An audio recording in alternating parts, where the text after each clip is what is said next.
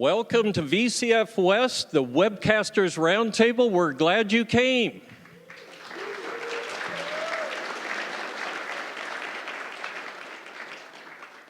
On the far right, a person that actually makes me want to like a Macintosh. The Macintosh librarian, Kate Fox, and her sidekick, Mackie. It's great to be here. Next is Dave Plummer from Dave's Garage, proof that the world needs programmers and addressable LEDs.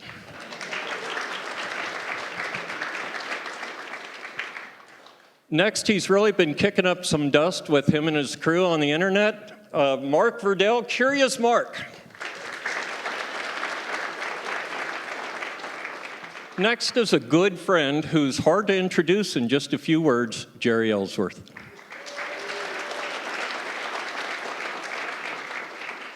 Next is star of the Coriolis Effect, along with some other guy, Ben Jordan.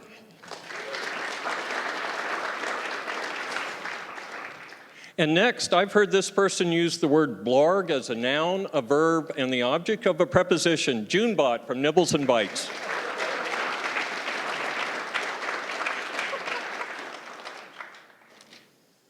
All right, my first question is for Dave Plummer. You've got an excellent channel, and you show so much different technologies and projects and everything, but you go further and you talk about things like mental health and even your own experiences. Do you find some therapy in the channel itself, in the act of making videos and the act of reaching out like that? Yeah, I think I do. I mean, my initial reason for getting into YouTube and doing the channel was after I was diagnosed with autism, was to find something that was really far outside of my wheelhouse and then just try to attempt to do it.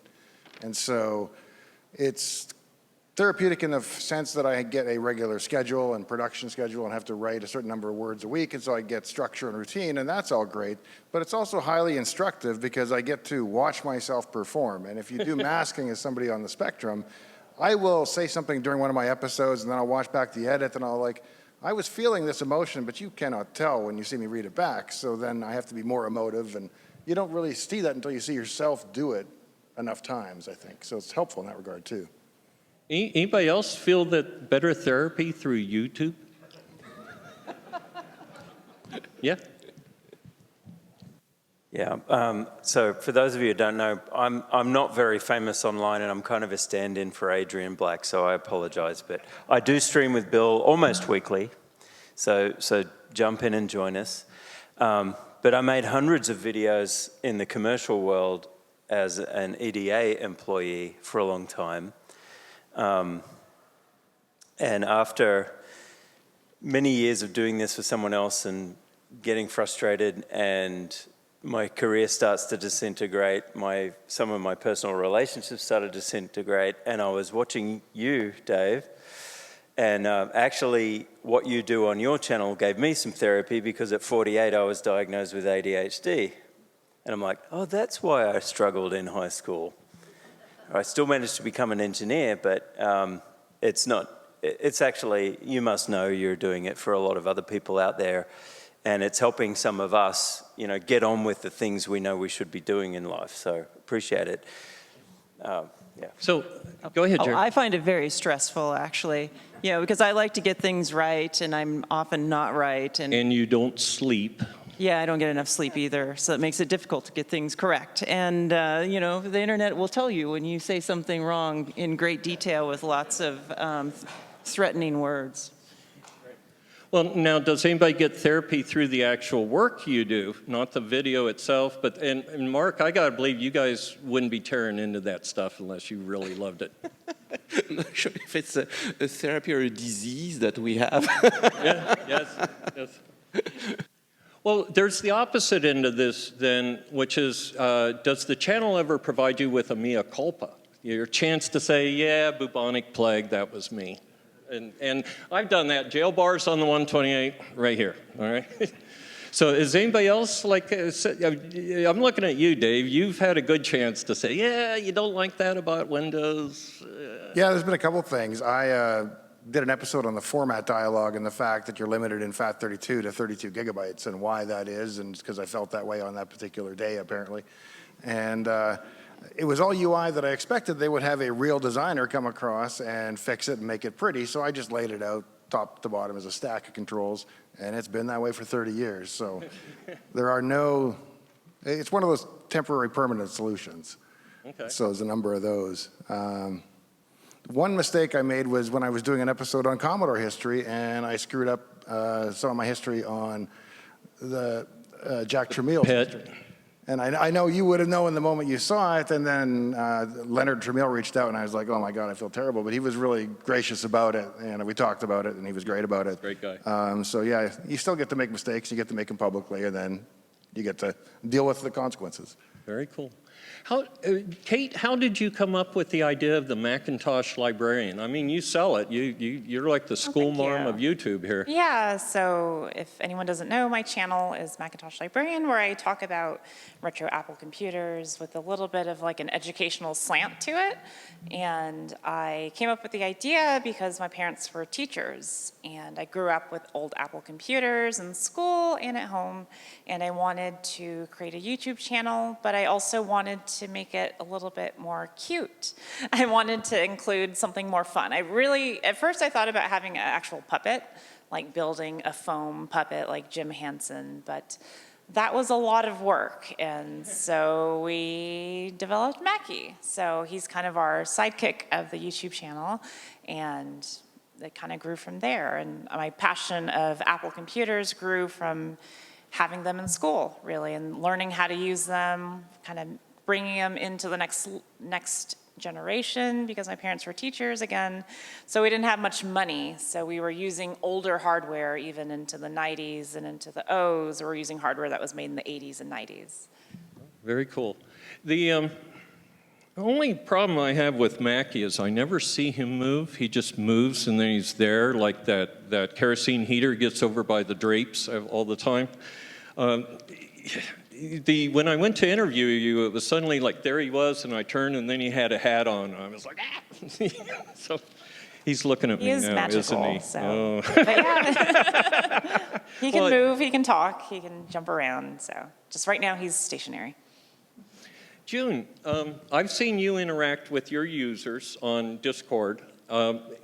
What piece of feedback would you say you've gotten from a user where you went, oh, thank you?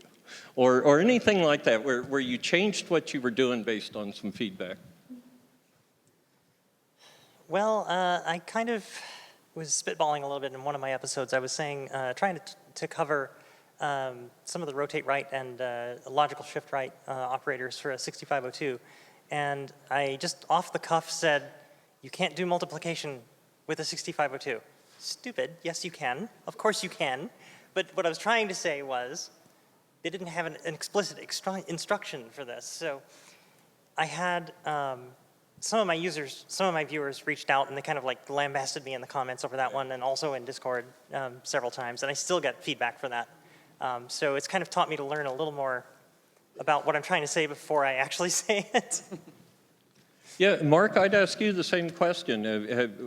How have your users given you feedback or that it's valuable? So I interact mostly through the comments. I admire people that do the Discord. It's very efficient. It takes a lot of time. But mine have been through the comments, or, well, three ways. The comments, they contact me directly via email, or the Patreons are very helpful. But I mean, some of the best ones, I remember the one we restored Xerox Alto, and Xerox Spark up in Palo Alto gave us access to 100 disks. They didn't know what was on there. And we started archiving the disk and finding what's on them. And then there is one, it says, so it has a common name on it, Dave or something like that. And we look at it, and it looks like, the Alto is the first machine that has, well, a lot of firsts. The first GUI, but it also has the first Ethernet. And we look at what's in it, it's in bits and pieces of code, and it looks like they're doing voice over IP. And we're very surprised. We didn't know that you could do that so early in the mid-1970s. And then in the comments, there's Dave something comes and says, oh, you found my disk.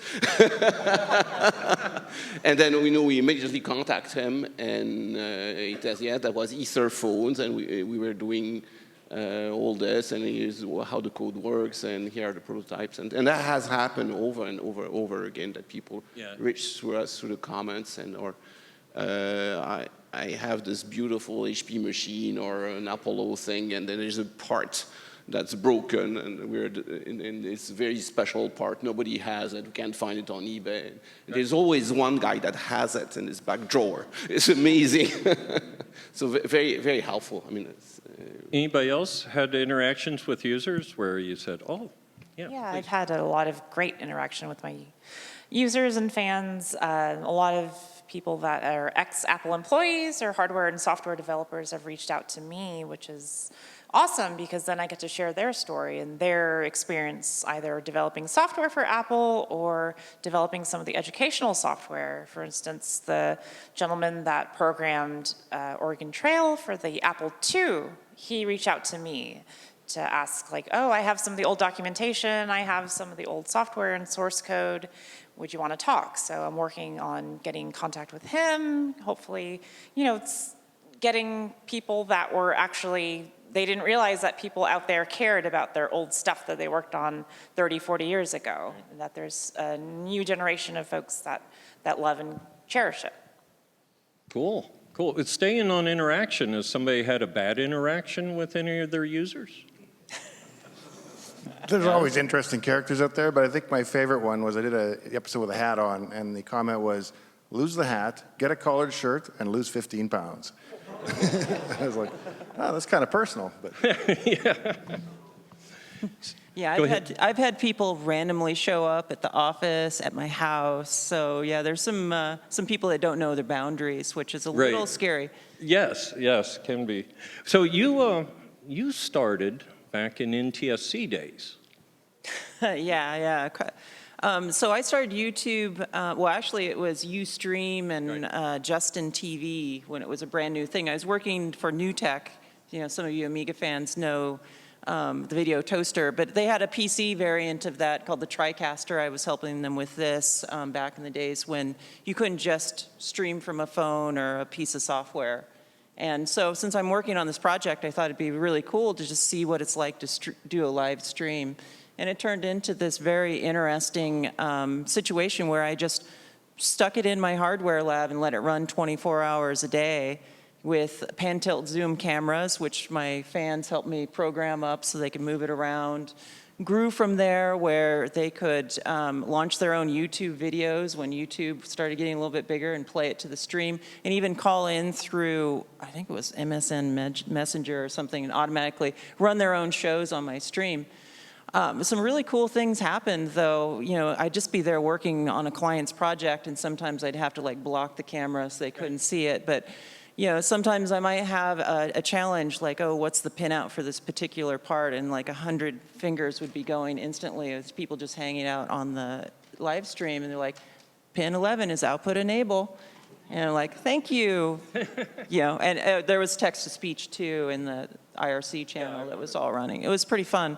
But yeah, it was all running on NTSC gear, and only got into doing YouTube because it's like, well, we generate interesting content on the live stream. I just would dump it somewhere, and it grew from there.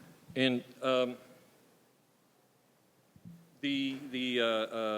was going to say the interaction that you provided then. I called it voyeur cam back in the day. But maybe that contributed to them not knowing the boundaries a little bit, too. Has anybody run into people and they say, I feel like I know you already? Because I feel like I know a couple of you. Somebody literally made that comment to me yesterday. But it was okay because it was over here, and that's what we're here for, right? We're here to meet each other and get to know friends we didn't know we had. So it's got two sides.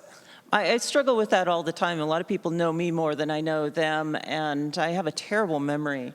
And so I only recognize faces. So we come to events like this, and someone walks up, hey, Jeri, how's it been? And I'm like, I recognize the face, and I'm trying to suss out what's the context, how you been? And so I apologize if I did that to you this weekend. I'm trying to figure out has it been the last couple of years? Is it 15 years ago last time we met? And Right. it's kind of an interesting dynamic being, on an online. Do you have your business card with you, that type thing? Yeah, well, it never ceases to amaze me how far the platform reaches, right? Because we are all small, very particular channel, make no effort of making it big or popular.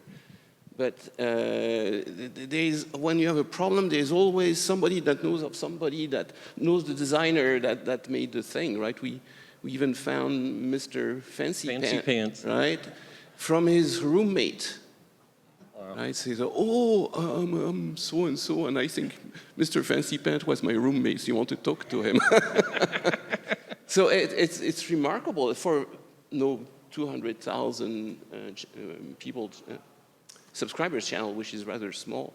It's planetary. Yeah. Do you find that you have to keep up with retro, you have to keep up with modern stuff at all? I saw that you cracked out the SDRs and things one time. Well, I still have a regular job, so it's kind of fun actually, because on one day I do high-speed fiber optics, so on our high-speed interconnects. So one day I might work in the morning at 224 gigabit per second, and then in the afternoon, my lab or in the evening, I am at 45.5 bauds, right? it comes in kind of naturally.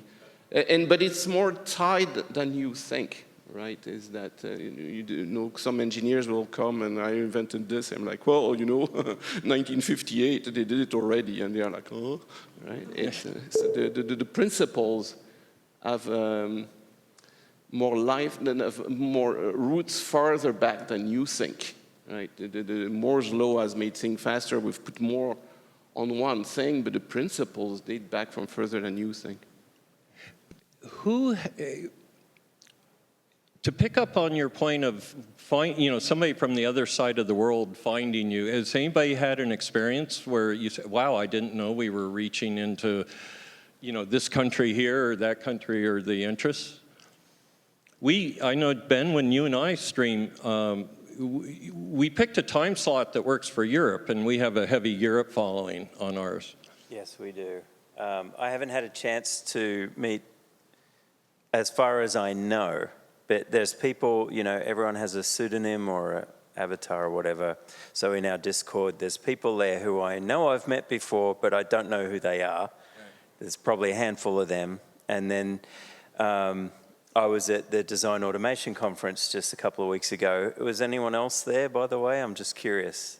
Yeah, I was at DAC for the first time in like 10 years this year, and walking past a booth, and a guy from England runs out at me and it's like, "Are you Ben Jordan?" And I'm like, "Yeah." And I'm Adrian. I do retro British stuff. I'm like, "We'll have to have you as a guest one day," because he showed me all these photos. So there's a lot of nice things that can happen too, right, at different events. So. Yeah, Jeri, that's how one way we found to find out somebody's name is just invite them on the show. then they have to tell you. So webcasting is a mixture of education and entertainment. I'm looking at you now, Dune. How do you balance that? Because you are a wonderful presenter of information. I hear so much how people are entertained by technology from you. It's actually really hard. So the thing is that the subject that I'm covering is actually, it's pretty dry, right? So like when you're writing assembly code at a monitor prompt, it's like you're literally just typing characters out on a screen. People are just like, eyes are glazing over. You have to find creative ways to keep them involved. And so I came up with this idea of writing a few like small stories, making stupid visual puns. I had a friend come on and pretend to be the CIA that was after the joystick that I made, so that I could demonstrate how the CIA works in a Commodore 64. So it was like this stupid double entendre, but it kind of worked to keep people interested and watch the whole thing through. So I don't know, it's hard sometimes. Like when I get to the MMU, I'm not even sure what the heck I'm gonna do. Well, but you can explain an MMU. That's more than I can do, and it was my MMU. So, yeah, very. Kate, I'll ask you the same question. You do a wonderful job of entertaining and educating. What kind of work is involved in that? And did it come natural, or did you have to learn it? It's definitely a learning process. So it's been growing over the past 3 years. In the beginning, it took me about 4 or 5 months just to get the first video out because I probably overproduced it. I wanted to have, you know, a puppet as part of the production. It's different camera angles and everything. I want to keep my videos narrative driven. So I have Mackie as kind of like the inquisitive, you know, spirit that wants to know more about computers. He wants to know how things work. And I wanted to have, you know, a little bit of that Jim Henson fun. I wanted it to be a little bit more like telling a story, and also here's how you upgrade your hard drive to an SD-based SCSI emulator on a Macintosh. But also, Mackie's hard drive failed, so we have to fix him, right? So we have a little bit of a narrative story to tell. Because I just want to make it entertaining, and I also want to bridge the gap between generations, right? I think it's important for younger generations to learn about computers that came before them. Like the Macintosh was built before I was born, but I grew up using old machines. It's good to know where your hardware came from and where the computers that built society today, essentially. Do modern kids relate to that as a computer versus the 4K 30 frame a second, you know, war games they play on the video? Do you find that they're engaged, going back to engage in a Macintosh? Yeah, for a lot of them, it's definitely a leap, because a lot of them, like when they see Mackie, for example, they want to touch the screen, Right. they want to pet him first, but yes, there is a little bit of a gap, and that's why teaching people how to use an emulator, how to set that up, because, you know, hardware is one thing. It's important to preserve the hardware, but also if you're 12 years old in your bedroom, you can't afford, you know, a $300 retro Macintosh that's already working, or you don't have the skills on that matter to get it to work. So I think it's important to kind of teach it down from like, okay, how do you get Oregon Trail working in the first place? How do you get number munchers working on your Apple II in the first place? I'm going to come right down the line. Dave, you do a great job of entertaining and educating. You helped this old hardware engineer look into the code of things, so thank you for that. But same question, is it difficult? Is it easy? Do you end up trashing, throwing out videos and starting again because you felt like there wasn't education or wasn't entertainment? No, by the time I've actually made the video, I've got the content and the script, so I know whether it's there or not. There's lots of videos I haven't made, but I haven't had to throw any away. My channel is really educational for me because I tend to just pursue something that's interesting. So it's a long way from ordering a box of boards on eBay to getting a PDP-11 to boot Unix. And it's a real journey along the way, and sometimes it's hard to convey, but if you hit the highlights, I think people get the sense that they know at least what you did along the way. Right. And if you don't know what you don't know, you're far worse off. At least now you know what process it is. And sometimes I'm like the piano teacher that's staying one step ahead of the students and just learning as I go. And I think that sometimes shows through. But I did projects on FPGAs recently, which is really outside of my wheelhouse as a software guy, but it was pretty well received. So I think if you do the homework, yeah, it's really educational for me as well. So. Yeah, it's like we felt like we've been on the journey with you doing that. So Marc, same thing. So mine is actually reality TV, right? Right. It's an accident, actually. I was, so the channel started because I I was building a real-size R2-D2. And to illustrate my build log, I took some horrible videos in Potato Vision and put no effort in it. They are 10 or 30 seconds. And I dumped them on YouTube so I could refer to them in the build log. Right. And at some point, I got into repairing old HP instruments. And while I was researching an instrument, I saw a video of a Chinese guy that had the instrument I was researching. and made a repair on it, and the repair was not interesting. He had the disconnected wire, but the fact that he had a video, he opened his stuff, and I could see what was inside. That was helpful. That was before actually I bought the instrument. Right. So I said, oh, that's really helpful. So when I go and open up an instrument, I'm going to make a video. And I made absolutely no effort into the way I was videoing it. I was just filming it and putting it up and say, maybe somebody will find it interesting, and also Lee will help me with my problem. And both happened. And then the video got popular. Right? And I think it's just the process of fault finding. It's an adventure in itself. And even at the beginning, I refused to do voiceover. I wanted it to be completely real. And so my first videos are horrible. So I became progressively better at filming it, but I don't put much effort in it. It's really the ups and downs of the discovery. It's the real, which is what I'm trying to convey, is the joy of engineering, which you learn from masterpieces, right? And you have highs and lows, and it's entertaining on its own, I think. I make no particular effort. Yeah, both you and Usagi Electric, it feels like we're along for the ride in real time, and we can oh, it works. And it's a moment for all of us. Yeah, I think Usagi prepares more than I do. He's more of an actor. Mine is really, we just film, and sometimes actually I miss it. That's why I have to do the voiceover. And then I end up with a pile of film on the ground, and I look through it, and I try to piece it together, and the video comes afterwards, right? Right. So, Jeri, I think back to the days, I don't want to say it was entirely entertainment over education, but I remember you throwing magnetic media in a blender and things like that. So it was educational, but it was really entertaining. Don't breathe this.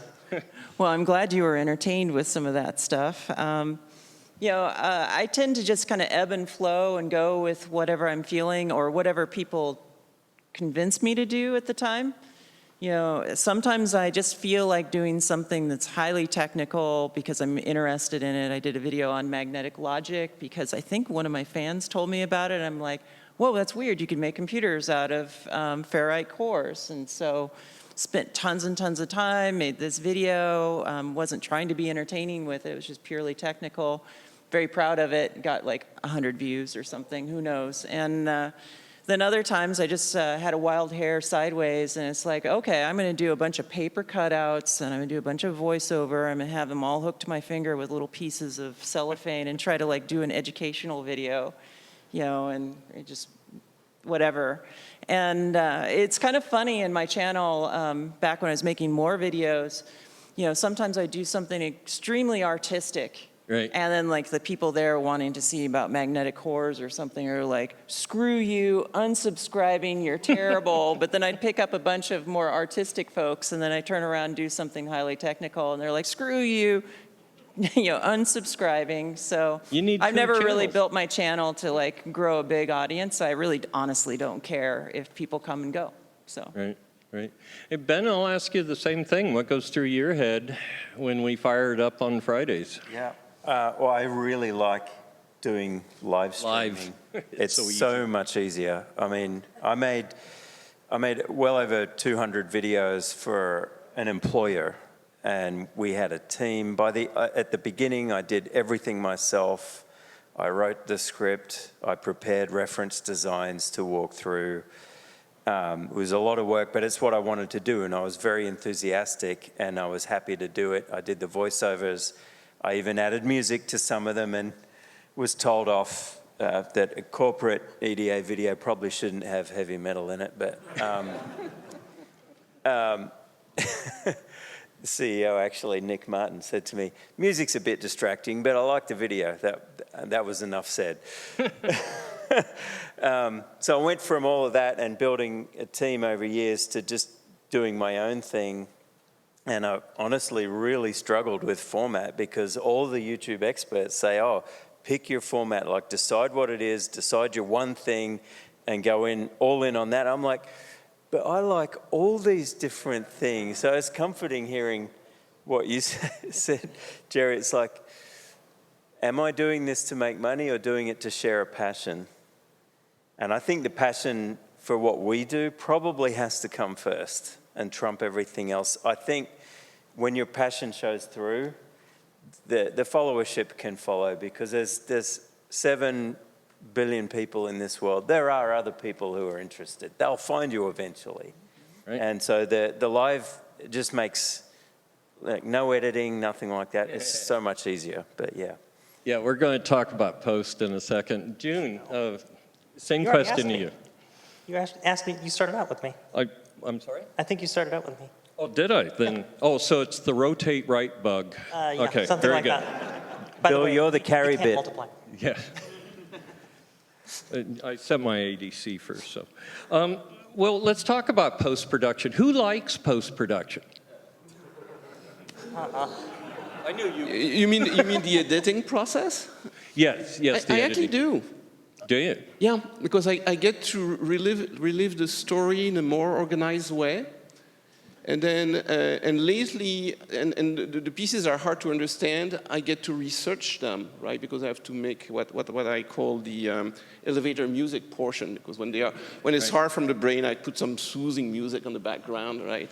And you kind of relive the thing, but it's more coherent. Because when you do it, so we do repairs of really tough stuff to repair, and many times the repair, you check stuff that's working, right? And so you lose the continuity. When you do it live, it's hard.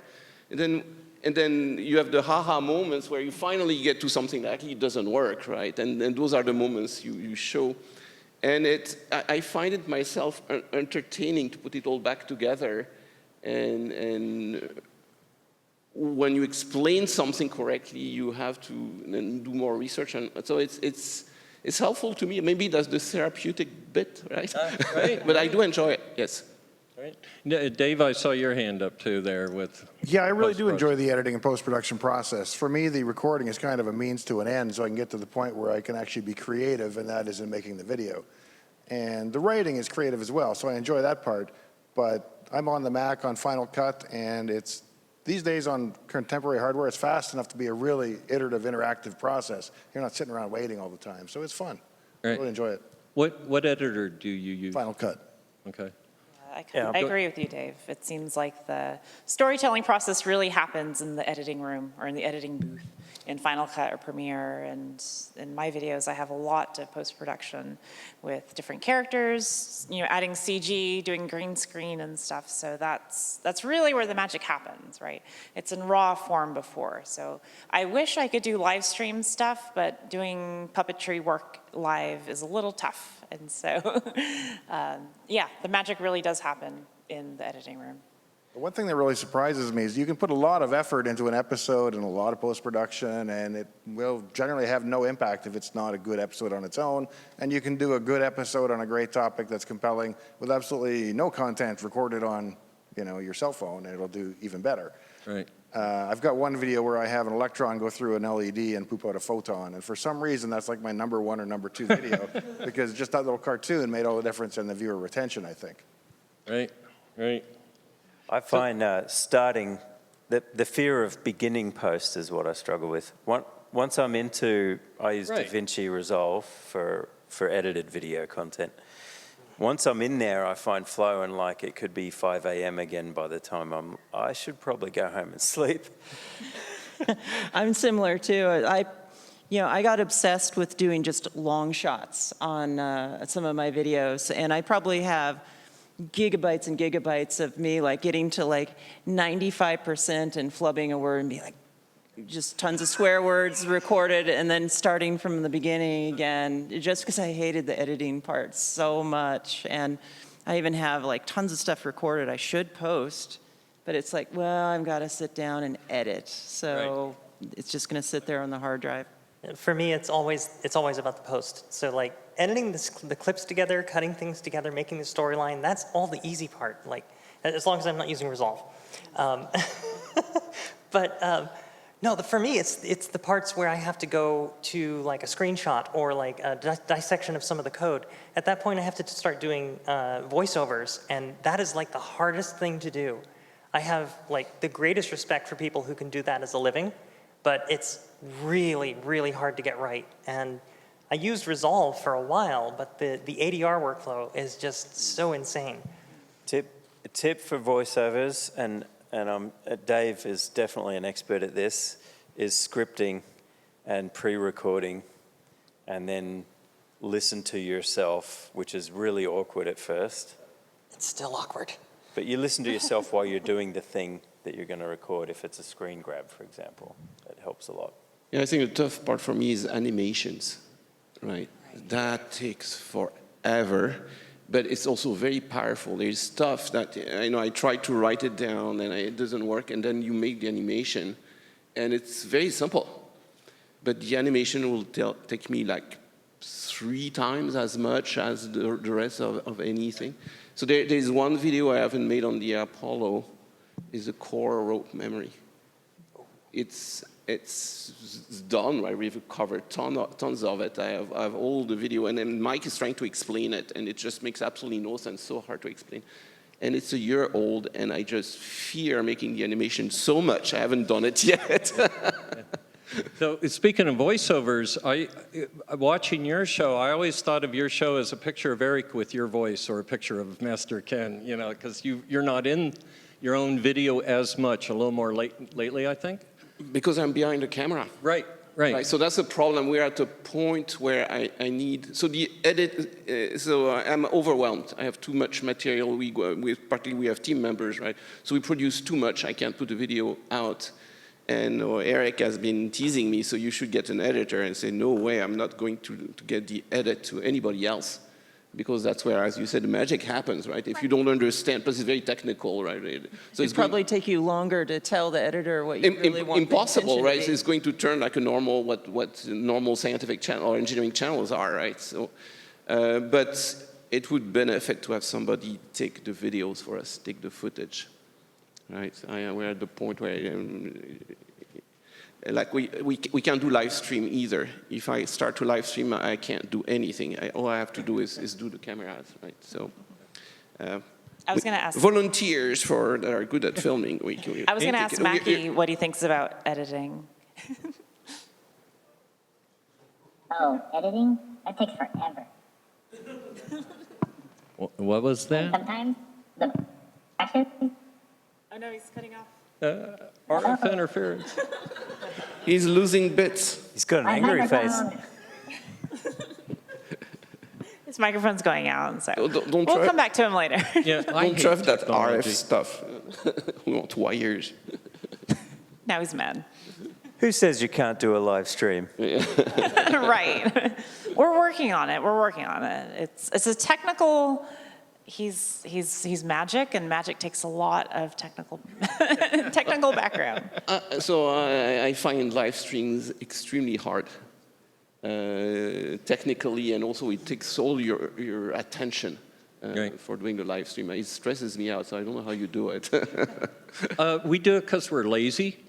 It's like turn on the camera, talk for an hour, and turn off the camera. Ben, am I wrong? Between us, we'll never run out of words. Yes. Yeah, we just flip it on.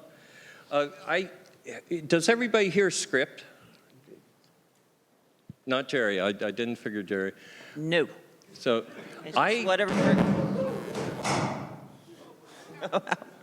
It was not me.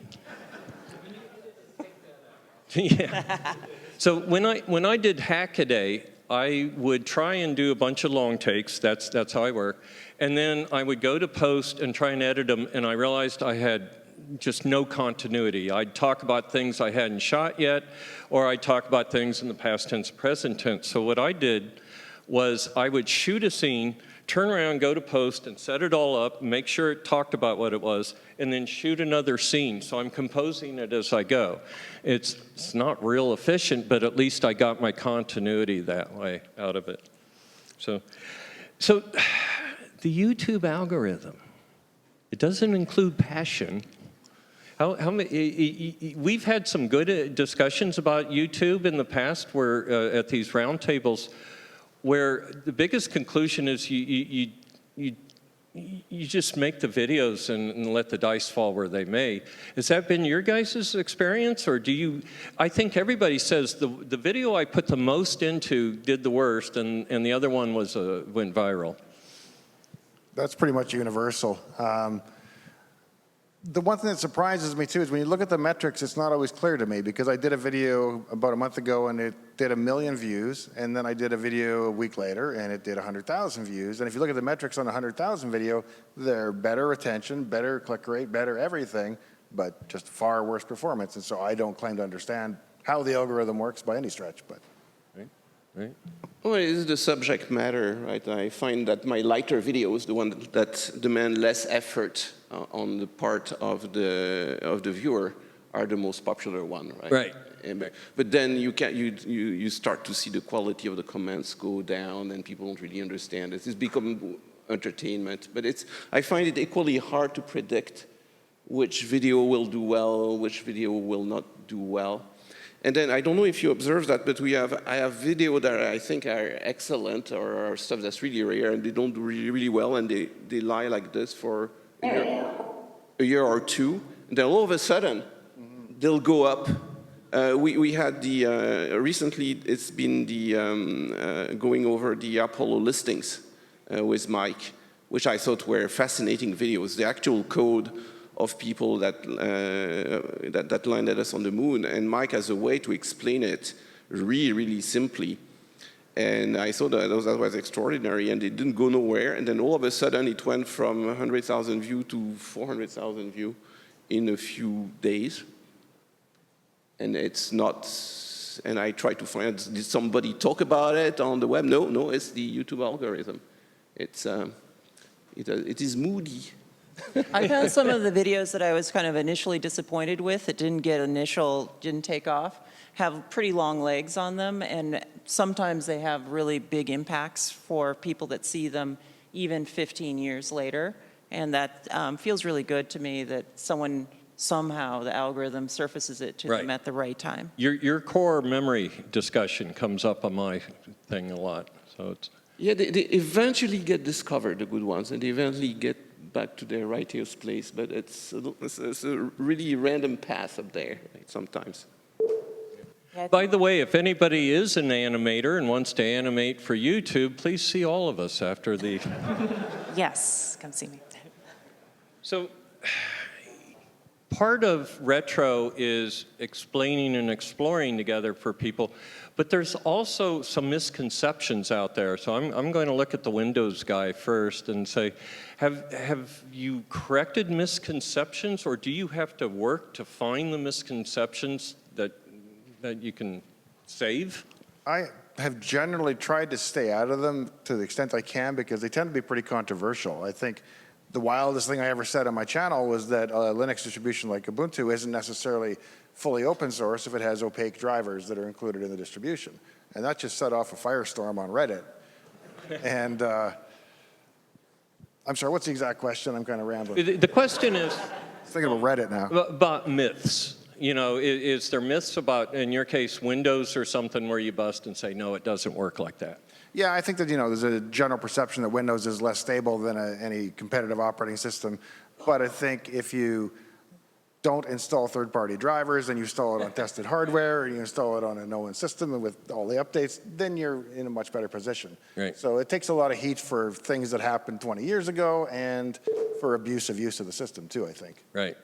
I will say 30 years ago, we booted in 2 seconds. So that's a little improvement over time. Marc, there is a big misconception in AGCs and capabilities and compared to modern calculators. What's your take?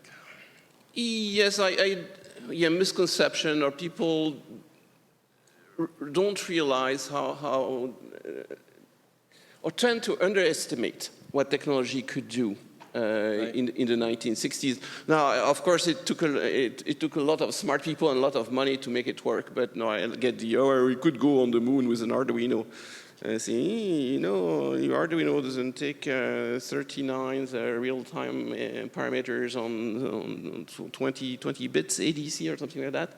And it doesn't have 200 IOs either. So it's lot more powerful computer than you think it is. Right? Yeah. So people tend to underestimate what computers could do. Before, by the way, they also underestimate how much of a step backwards microcomputers were compared to the minis, right? Minis were quite powerful. Right. This is why most people that were doing mini, they didn't believe in the microcomputers because you were going like 10, 15 years backwards in terms of speed, but they were affordable. So I think that I wouldn't call it that much of a misconception, but underappreciation Right. of what was possible with analog means and early TTL computer means. Right. Ben, have you had to combat any misconceptions in, like, we're from the world where people thought it was electrons, then they learned it was EM fields. I was hoping you wouldn't ask me. Okay, I'll go on. But yeah, I mean, there's. I would say yes, but they're long since dealt with in my mind, and in the circles of people I associate with, mentors I have in the electronics hardware design industry, it was always A ground and D ground. Yeah, yeah. But I feel like we've settled that one once and for all a while ago, and then the other one was creating a lot of content for PCB layout experts who were, many of them never had any formal electronics training. They weren't electrical engineers per se. A lot of them are. In Australia, where I grew up, all the companies, the industry was so much smaller, so EEs had to wear every hat. And so they all laid out their own boards, typically, which is why Altium became a thing, right? And for the record, I do not work for Altium today. But there was an ongoing misconception about grounding and how signals actually travel through printed circuit boards, because back in the day, we all had 2-layer boards and we designed them to connect the dots and everything worked. But, the reflections weren't a problem back then. So Right. Actually, the reflections had time to die down. we used them to our advantage without knowing it. Yeah. So has anybody used their channel as an excuse to buy a cool piece of hardware or software? Every week. Let's go down the road. That's half the reason why my channel exists, is to justify me collecting old computers. It's a great excuse to, it's going to the library. I'm gonna restore it. But part of it is also because I cherish it, I care about it, and it's going to be put to good use. I'll show it off on the channel. It'll be displayed at my house, in my library, or in my Next annex where I have all my Next machines and OS 10 machines. So yeah, it's a great excuse, but sometimes you have too much. Right. It's deductible that way. Go ahead. Well, for me, I added a whole ton of hardware last year, from PETs to an Apple II to an XT and a PDP and an Altair and an IMSI. M1. And I think since my wife's here, we really should focus on affordable all these machines. So do you find that 8 bits is more affordable than 16? Generally. Yeah. The reason I really love those machines, though, is because I think they're still small enough in terms of footprint to get your head around. One person can know almost all there is to know about a KIM-1 or a PET or even a C64. But by the time you get to a machine today, just the AST 2500 chip on the motherboard is more complicated than I can understand. So. People get a lot of comfort out of being able to change those chips and touch them and see them and feel them, as you're saying. So I'm seeing a resurgence of some retro because people do want to learn computers, and you think, well, you'd learn on a modern computer, but they're enjoying learning on an old computer. So it's interesting. Marc, same question, if you can remember it. I think I would have had the collection anyhow, and it's a little bit the other way around, as YouTube is a way to make the collection known, right. and it entices me to repair the stuff and make a cool demo with it, and it becomes the point. And on on the other hand, we start to have a lot of donation of really rare stuff. All the Apollo, we can't own it, right? That would be way too expensive or way too rare. And we get, through the channel, a lot of donations. Even the Alto was a donation from Sam Altman, of all people. Right. So it's been great, right? Because we are showered with really great things to explore. Okay, cool. Jeri, you have taken it to an extreme.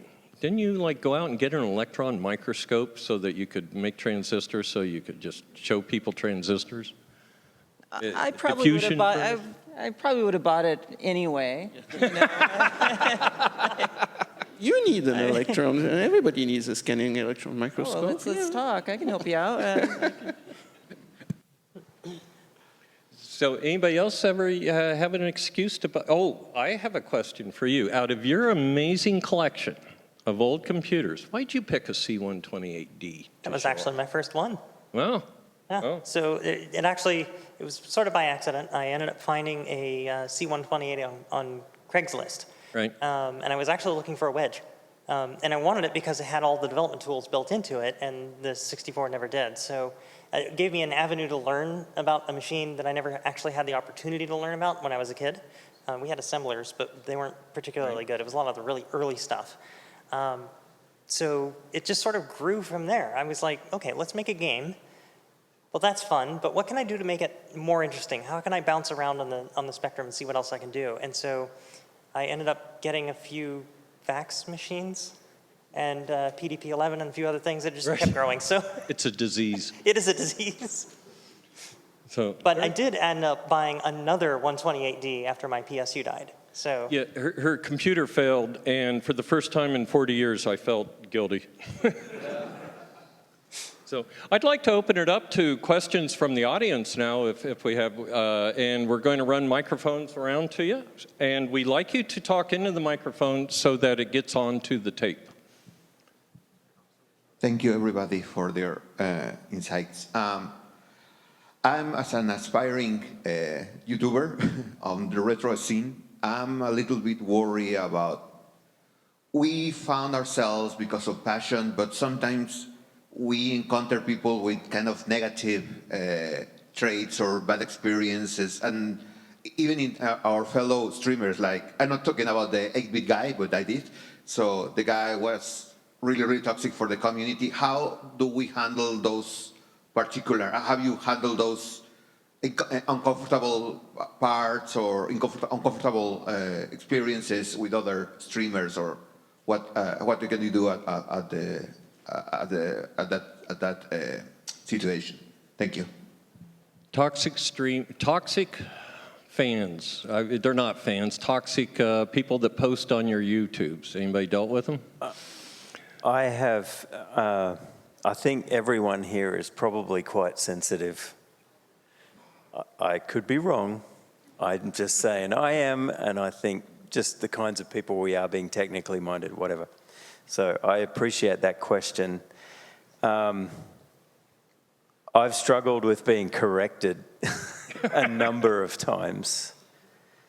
And at first, I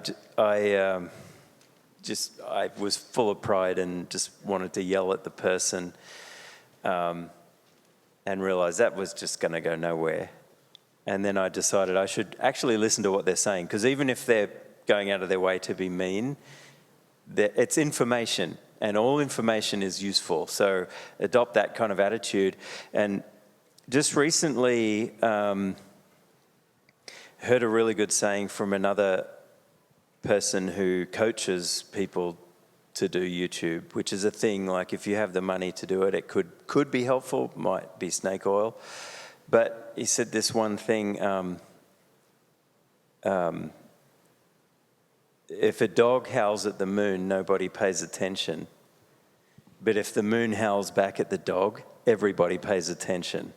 So the number one thing you can do is ignore negative or wrong or punitive, what's the right word? Abusive comments. Ignore them and remove them. Yeah. And don't take it personally. My secret weapon is I don't read the comments. And it's not like I don't want to hear what they have to say. I've already done the video. You're talking about the past. I can't change the past. You know, I'm not going to edit the video unless I really screwed up. So in my experience, it's been kind of like a weird mixture of two different things. Sometimes I'll get like the usual trolls, like, oh, stupid lady talking about things you don't understand. Okay, well, I'll just plonk you, that's enough of that. But occasionally I'll get like a valid technical critique along with the troll. And there's kind of a trap there. It's like, they're correct. They're absolutely right. The problem is they're being a troll about it. And even though they are trying, on one hand, to give you information, that's a trap.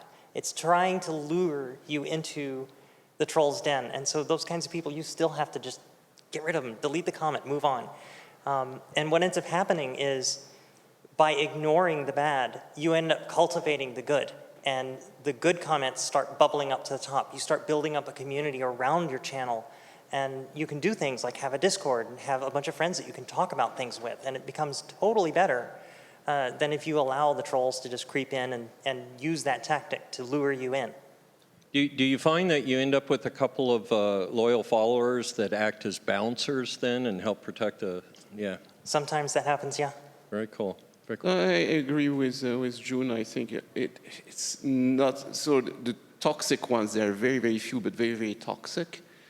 And it doesn't take much to moderate a platform. And when I say, no, when people don't moderate their platforms, like, you probably should, because there are people that they're just to sow discord and to harass, and there are some very bad people. And they have impunity on the web. But you're omnipotent, right? You can just delete them. And as you said, you just do a little bit of that, and poof, all of a sudden, and so it has the two effects. If you don't do it, then it starts to creators, people yell at each other, and because that's what the original poster wanted, right? And then you just do a little bit of moderation, and all of a sudden, it is magical. So, which also tells me that if the big companies wanted to moderate their stuff, they could do it very easily. Oh yeah, very easily. So there is one other thing. I have like a block list of like 50 different words in my YouTube channel to filter out all the real hateful stuff. Folks, that stuff I still have to read, and it still does hurt. So it's not like there's no effect, but it's something to bear in mind. We should start a service of reading comments for YouTubers and filtering them. That was a great question. Thank you very much. Next question. Get it. Here he comes. Yourself. Hi. I have a question for Marc and anybody else that has had this experience. I've seen your whole series on the Apollo guidance computer and stuff like the Altair systems, or I'm sorry, the Alto systems. Do you ever have trouble finding your confidence or crises of confidence when working with such priceless things or things that maybe cannot be replaced? Does that ever make you pause and think? No. Okay. Well, that's a wonderful answer. Doesn't cross our minds, right? Well, no, we're always very worried about breaking something. Right. So that's the worst thing that we want to happen. So but that has not happened because we are very, very careful. That has not happened. I have to qualify that. If you repair stuff, you are going to break some. Right. Right. But I think our breakage rate compared to the average is very, very small. And then it was never something that we could not repair afterwards. But one of those days is going to happen. We just try to minimize it. But now we are fearless. Plus, it's old stuff, right? You can repair it. And sometimes we'll just stop short. Well, we come upon stuff, say, oops, if we mess that one up, it's done. There's no replacement, so just we'll let it live. But it's fairly rare. So usually, no, we're just, no, if there's something and... C through Z. Right, well, no, it's that it gets into 10. No, when there's something, we just want to open it up immediately. So we're uninhibited when it comes to that. What's different to me is back in the day when I fixed stuff, if it meant wasting 15 minutes or taking every socketable part out, throwing it in the trash and putting in new ones because I still have to keep moving, it was horrible. I'd throw them in the trash because I don't want the chance of a broken thing to cause me a half-hour delay before a CES show. But now when I look at my computers, I go, no, if it's broken, it's broken. You can't do that. You can't throw out all the chips, put in all brand new ones and everything. So I would not be good at what you do, because I'd just look at it and go in the closet and cry. Well, we'll work on stuff that's old enough that you have access to the individual components. Yeah. Which is kind of a beauty of doing that, because when we were repairing that HP frequency counter, it's made with individual transistors. It's a digital instrument, so it's as if you are debugging an IC, and it's great, right? Because for people that want to understand how things work, that's the ultimate. Right. It's very repairable, and sometimes I get scared when I get more into the stuff that Eric's going, and there's an FPGA in the middle. What are you going to do with that, right? And on the PS2, where you start to rewrite BIOS and have those IBM chips that you don't know what they are. But I'm still surprised that there are techniques to repair those. But the more technology comes up, the more it's going to get refined, the harder it is for a single person to redo it, right? Go ahead. You look like I was just reliving a difficult time with some retro Roland musical gear, because that's one of my retro passions, is actually old Japanese effects racks. And because of a video stream Bill and I did, I had someone actually show up at my place and hand 2 of these things over to me and saying, "Can you fix them?" I'm like, I really want to, because these are really cool. So, but if you don't mind me making video content while I'm at it, he's like, "Sure." So I start working and I get real deep into it, and I find out there's custom ASICs in some of these, right? And the central effects unit ASIC is dead. That's what the error message on the display means. And I call Roland, and of course, there's absolutely no way I can get a replacement. So there's that. But then fortunately, with that sort of equipment, there's still lots of it on eBay. And people, I think, don't value it much either. So it's easy to get. So it really depends what it is. Marc, with what you're working on, it's very difficult because those things really are rare and irreplaceable. With some of the stuff I do, I can probably be a bit less cautious because I know your tube. I could just... Tubes can be difficult too, but I can at least get more Roland racks off eBay. Yeah, well, when we have an unknown chip, that's an additional challenge. I call my good friends, Ken Sheriff and Eric Schlapfer, and I say, "Okay, let's open the chip. I know what's some in people it, right? who know some people who might be able to take a look inside. Right. Yeah. So it's so sometimes that's fun. Like we reverse engineered a nano processor to repair one of the HP instruments. Right? What I think is really cool is if you reflect back on the 80s, it probably seemed impossible to repair some of this vintage, well, we consider vintage computer stuff back then, because tools weren't available to the average person to do it. We're probably going to look forward 20 years and be like, oh, what, this Macintosh that had these highly integrated chips, trivial to reverse engineer now because we have some magic tools to do it. Totally true. We stand on the height of our super test instruments and our logic analyzers that will swallow 100 megabytes of information. So we have or a transistor that's 10 times as fast as what they had originally. So we are in a position of strength, right?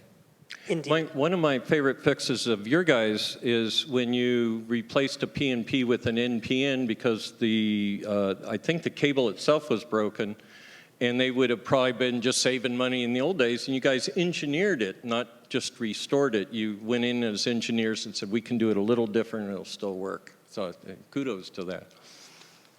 So, next question.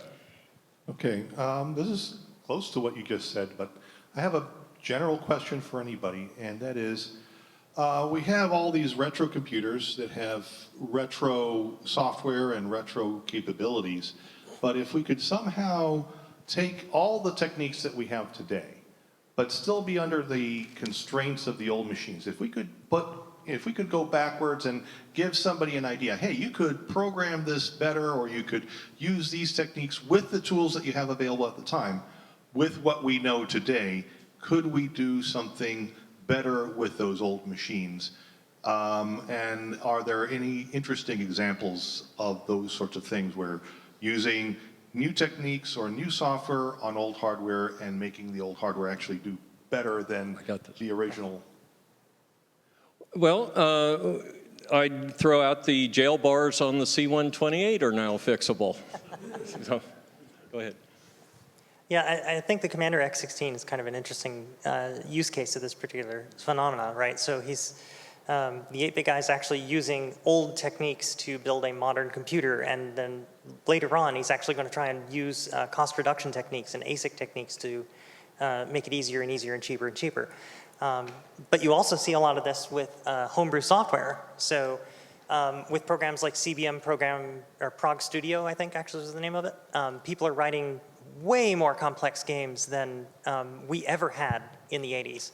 And doing like raster interrupts that just you would never think to do in raw assembler, or without these tools anyway. So like we can actually visualize where the raster is and actually go back in time and forward in time in some of our emulators now, which gives us opportunities to do things that are so cycle accurate.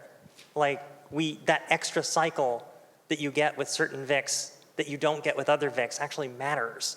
Like the filters in the new SID versus the old SID. You know, you can do all kinds of crazy things like this that you definitely couldn't do back then. And honestly, some of these techniques I don't think would even be possible with the old tools. So in my channel, I actually try to use period accurate tools. I actually went to the effort to unearth the buddy assembler for the 128. And when I use that versus when I'm using, like, say, Acme or CBM Prog Studio, it's like pulling teeth trying to use some of these techniques. Very cool. By the way, I want to give a shout out here to the AV guys in the corner, Albert Best Media. Everybody give them a round of applause. They made it so you could hear us. So we probably have time for a couple questions more. Jeff, we can keep going. Anybody tired yet? We can keep going. Okay. This is kind of a general question for all of the panelists. I'd like to apologize in advance because it's a little bit of a personal question. But what is your favorite color? I almost said blue before you asked the question, just to be a pain. Well, I mean, that's kind of a trick question. It's always the best color. Beige. Beige is the best. Blue. What is like, color? Like Chihuli, never met a color that I didn't like. Blue for me as well. I like indigo. 540 nanometers is my. Laser colors are the best for me. That's why I went in the laser fields, because those lasers have such incredible monochromatic colors. Yes. No, I'm not kidding. That's why I say, oh, that's too beautiful. I'm going to do lasers when I grow up. Deuterium. Yeah. Question. Yeah, I got a question. I wanted to see if I could get you guys to use your imagination. Think, say, 50 years in the future, when most of us aren't here anymore. What will vintage enthusiasts be looking at? I think they'll be enthusiastic about old cell phones and tablets. Like I grew up with a Macintosh. This was my childhood computer.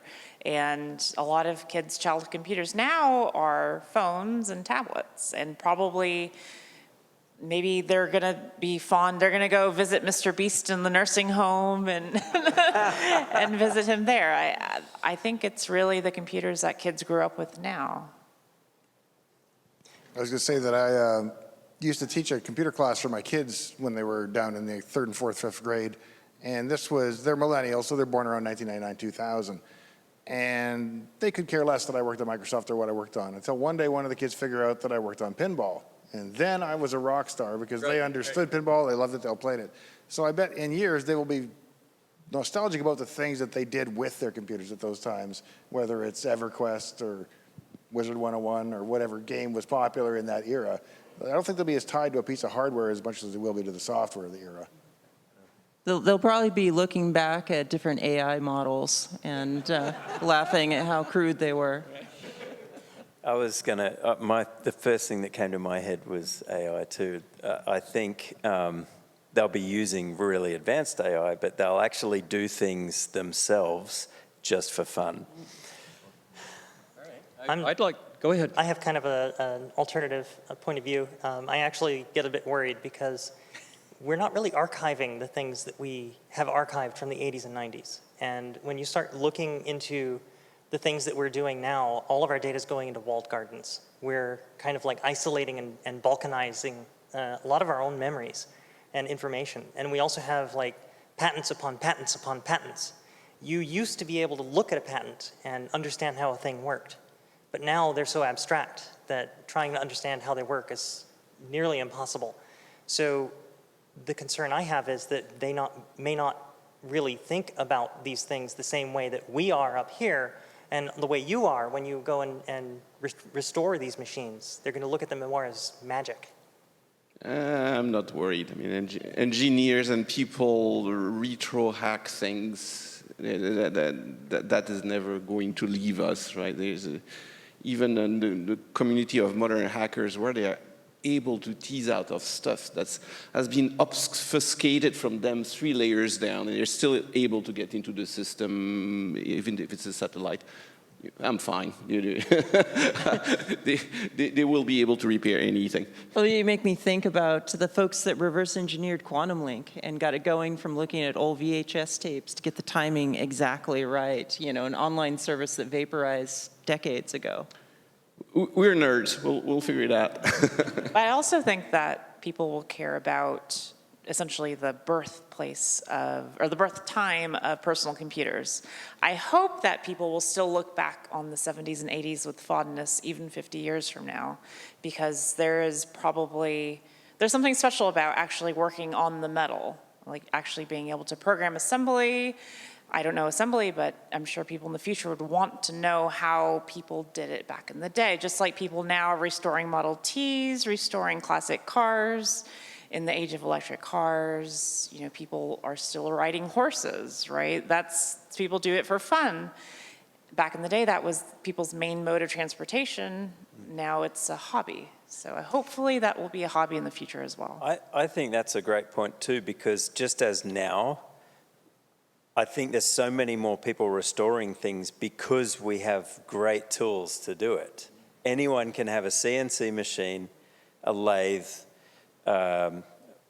laser cutter, a really tricked out workstation with tons of great software to reverse engineer, decompile, and they'll have even better tools then than we have now, so I agree with that. The other day I pulled into Jeri's parking lot, and out in the parking lot there was retro brighting going on. That's what you do between phone calls. So, Eric, you gave me a sign. I wasn't sure if you were telling me to keep going or to can it. Just because there's a mic, right? We're almost done for the day. I'd like to close us out. Okay. And to close us out is actually you. We're going to do awards for all of these amazingly good exhibits. Cool. So if you guys are done up there. All right, I'll outro us and then we'll do the awards. By the way, Jeri, did I ask you if you would do the awards with me? No. Jeri, would you do the awards with me? I can try. Okay. By the way, the answer to the question is everyone's going to be in virtual reality so much that reality is going to be the nostalgia. That's subjective.